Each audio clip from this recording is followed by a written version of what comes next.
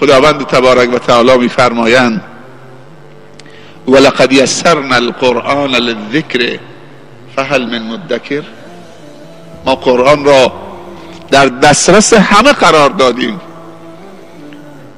نگفت این همه، اسم نبرده چه کسانی هستند. ولقد یسرنا القرآن للذکر فهل من مدکر. ما قرآن را میسر و دسترس همه قرار دادیم. آیا کسی هست که با قرآن ذکر کند؟ نگفته در دسترس عرب ها قرار داده ایم، در دسترس سادات قرار داده ایم. سادات اونهایی که اهل بیتن، جزو خاندان پیامبرن صلی الله علیه وسلم. گفته در دسترس همه قرار داده ایم. من قبلا هم گفتم، فکر میکنم همینجا بوده،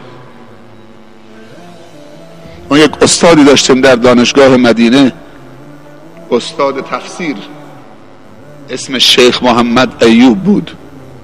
1 سال درس تفسیر به ما میداد، دکترای تفسیر داشت. این شیخ محمد ایوب اصلیتش برماوی بود، از همین شبه قاره هند، از کشور برمه.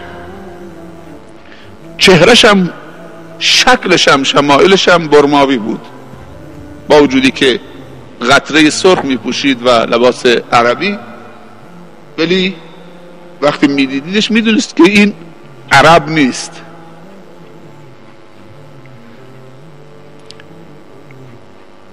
این برماوی از برکت علم و تقوا، فضل خدا میگم، وقتی یک مادر خوب پشت قضیه هست، خطیب و امام مسجد قبا بود، اولین مسجد در اسلام.